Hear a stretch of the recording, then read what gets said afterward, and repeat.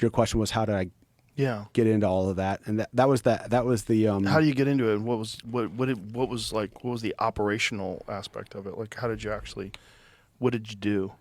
I'll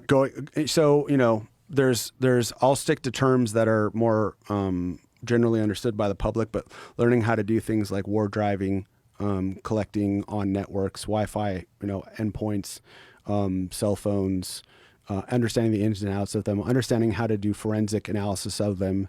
So after there was an operation and a bunch of guerrillas had been sent in to kill a bad guy, we could derive maximum intelligence value from the handset to plan other operations. And so, it would be passive monitoring of networks to inform the intelligence picture, which would lead to either combat operations or active computer network operations, where now it's like, well, there's, an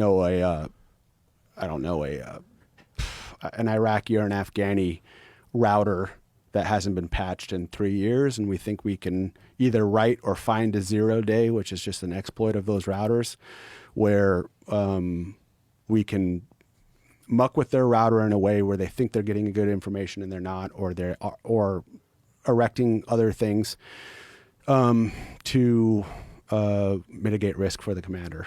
And so that really, exploded at that point. And between that and human intelligence, which is kind of the actual gathering of intelligence from other people, you would call it spy or, James Bond, but James Bond was a horrible spy. Was he? I mean, yeah, your job's to remain anonymous, and you're walking into a casino and there's Goldfinger calling you by your first and last name. It's not a great look. Generally you don't want to be sleeping with your sources or, using your real name or whatever. So human intelligence.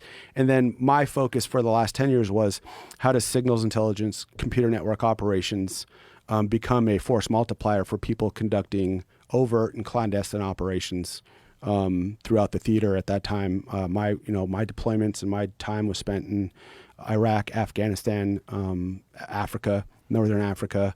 And then a lot of people don't know it, but we were in active combat operations in the southern Philippines as well for a fair amount of time. I want to maybe say 7 or 10 years. We were doing combat operations. When was this? In the southern Philippines. My first deployment to the southern Philippines was 2007.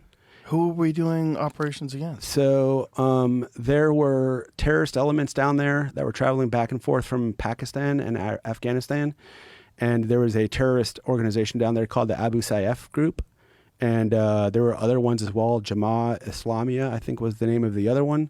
And they were conducting their own terrorist anti-Christian operations in the southern part of the Philippines. In the southern part of the Philippines, can I say it? Can I say the word? What do you mean? Jamie, can you pull up a map of the Philippines?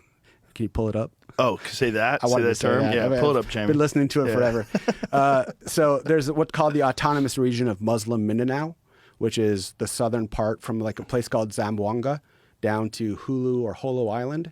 And it's a funny joke because if you zoom into Zamboanga, which is... God, look how many islands I know. Go down to the south there. See go down right there, right, zoom right there on that island. Now move to the southwest.